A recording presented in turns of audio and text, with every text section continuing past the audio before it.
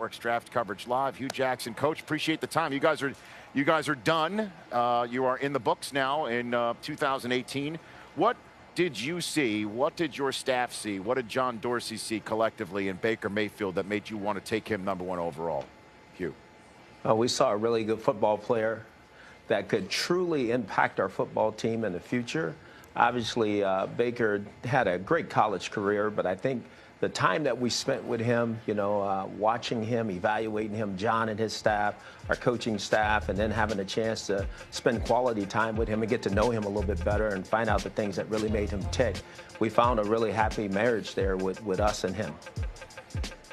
Coach, it's Mike Mayock, and I'm just wondering, so you take Baker at 1, you come up again at 4, and you've got 2 outstanding defensive players sitting there with Chubb and Ward. Why Ward over Chubb? Well, you said it. I mean, obviously, there's 2 really good players there. And then we just had to make a decision what we thought was going to be the most important impact to our football team. And we knew we needed to continue to get better at corner. Again, John did a great job prior to the draft of trying to put as many quality players there as we could. But, boy, having a talent like Denzel Ward sitting there, tremendous ability to be a shutdown corner, we thought that was the best pick for us. And, Coach, as much as everybody wants to talk about a first round of a draft for obvious reasons, I enjoyed your second round probably more than any of the other ones because you got Austin Corbett, who I think gives you some positional versatility on that offensive line. And then you got that hard hat. You did finally get your Chubb in the second round, right? Yeah, absolutely. You said it. Austin Corbett is a tremendous football player that can play a lot of different positions, and so he does give us that versatility. And then when you think of Nick Chubb, I mean, obviously this guy was the second leading rusher in the SEC, in the history of the SEC. And obviously we think he's a true AFC North back who can come downhill and play good football for us. Coach, I want to swing back to Baker real quick. Was there a player, you've been at this for a long time, been around the quarterback position for a long time. Was there one particular player that you saw in Baker Mayfield when you were studying him? Well, I don't know if I saw a particular player because obviously they're all a little bit different, but what I saw was a guy who can complete the ball, can make a lot of different throws from a lot of different platforms, a guy who was a tremendous leader, a guy, as I just said, that again, he knew how to throw the ball in the right spots into his players extremely at a high level. And then when you watched him play, he was always able to elevate his team. And I think, obviously, those characteristics are things that are huge in the National Football League. Hey, Coach, I got to ask you quickly about 2 guys. Number one, we've talked about Nick Chubb a little bit. I remember a couple of years ago you were saying to Isaiah Crowell, I'd love to get you more touches. Is Nick Chubb going to chew up those touches? And the second part of this question is Antonio Callaway. Because you guys, you're not afraid to have some conviction about players, and there's a lot of opinions about Antonio Callaway where a number of people were shying away from him. Well, absolutely, Charles. I think the first question about Chubb, obviously there's one football, and now we have a tremendous group of athletes here.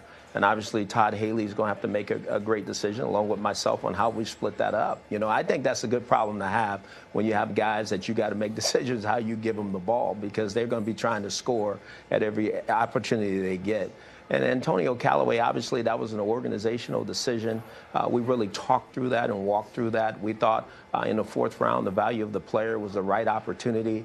We understand everything that's being said, but we feel very comfortable as an organization that we're in a good spot, that we have the resources in place to help him first be a good person and a good teammate and then be a really good football player.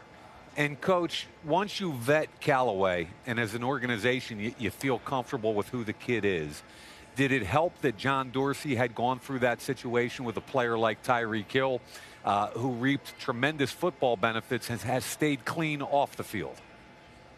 Absolutely. I mean, you said it. All of this was spearheaded by John because he's had some history doing this. I have myself in my background, and so has Coach Haley and then Adam Henry. So we feel really good about the coaches who will be involved. But then, we had to make sure that we talk to our resource group that will also be touching this young man. And so when we put all that together, we felt very good about putting this young man on our football team. So last couple questions for you, Coach, is the question of when. I'm sure Browns fans are eager to see Baker Mayfield on the field at some point. Is there a chance that he wins the job this summer?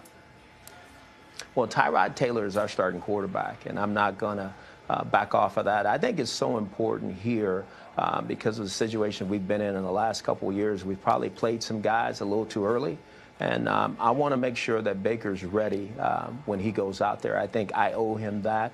I think we owe him that as our first-round draft pick. I don't think you want to play a player until they're really ready to go out there and play. So he'll earn the right. He'll start off as third, and he's got to work his way up and earn the right to be the quarterback here. But right now, Tyrod Taylor is our starter. And lastly, evaluate John Dorsey. And in that I mean this. He said he didn't even share the pick choice with his wife. If that's the case, don't you think that's a red flag, Hugh? Isn't that a red flag? No, it's not a red flag. He probably didn't share it with his wife, but I had a pretty good idea where we were headed. But okay. John has done a tremendous job, and it's not just him, but Elliott Wolf and Alonzo Highsmith, and we've had Scott McCloughan around and the rest of our personnel group. I think everybody has really done a good job of sticking to a process, truly believing in how John goes about what he does, and him sharing that with our coaching staff as well. So I think it's been a real collaborative effort by everybody in the organization, and I think we've had a really good 2018 draft. All right, Coach, appreciate it. We will see you on the second Thursday night football game of the year on NFL Network, Jets at Browns. We'll see you week 3. Looking forward to it. You got it. That's Hue Jackson right here on NFL Network.